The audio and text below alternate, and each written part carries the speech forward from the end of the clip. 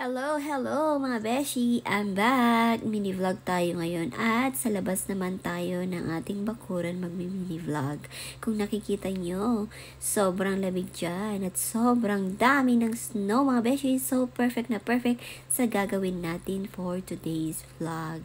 Ayan, tayo ay gagawa ng halo-halo dessert. Syempre, may mga nakikita rin ako mga nag-vlog sa mga snow ngayon at gumagawa sila ng mga dessert using the snow. Kahit nga dun sa US, mga ganyan, yung mga puti, gumagawa sila ng ice cream, besh.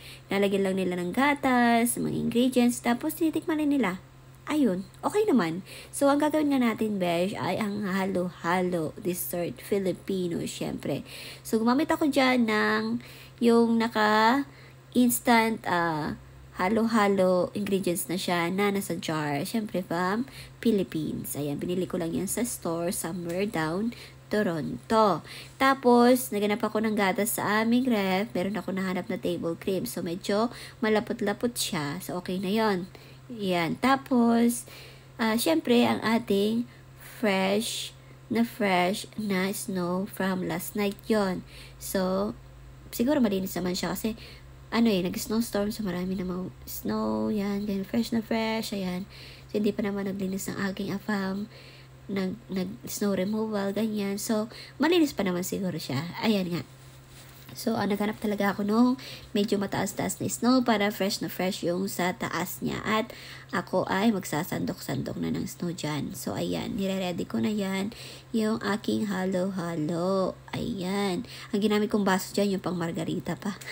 O, diba? Wala akong baso pang halo-halo. Okay naman na siya. Maganda naman ang style niya. So, ayan. So, yan. Sabi nga ng mga aking mga friends, wow, unlimited snow ka dyan, beshi. Sabi ko, oo, order na kayo?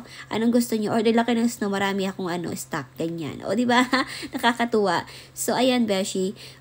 Second time ko makatikim ng snow. So, etong this time na yan, yan yung pinaka, medyo marami-rami kong pagtikim ng snow. Pero okay naman kasi nga, may lasa. Yung unang pagtikim ko ng snow before, kinurot ko lang yung snow, ganyan. Tapos, tinikman ko siya kasi medyo, natatakot pa ako. Baka, alanganin ganun na parang, ano ba to? Yan, anong lasa, ganyan. So, okay naman siya. So, ito nga, pangalawa kong pagkain ng snow, yan yun. So, sabi ko sa kay Afam, ano gusto mo? Try mo. Tapos sabi niya, ano ba yan? Sabi niya, halo-halo dessert, Filipino style, ganyan. Pero ginamit ko snow. Ganun ba? So, ako lang dyan nag-film dyan. Nakita niya lang ako sa labas. Anong ginagawa nito? May dalang baso, may dalang kutsara. Tapos, lumapit siya. Tapos, hinalo-halo ko na yung ating dessert. Tapos, halika dito, meron ditong beans kasi gusto niya ng beans, diba? Yung beans na sa halo-halo, yung kulay brown. So sabi niya, sige nga, tikman ko nga. Tapos, okay, ayan.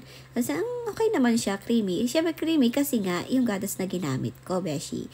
So, ayan na nga, diba? Ayan, siyempre, may entry rin ang beshi nyo. Ayan, mga beshi.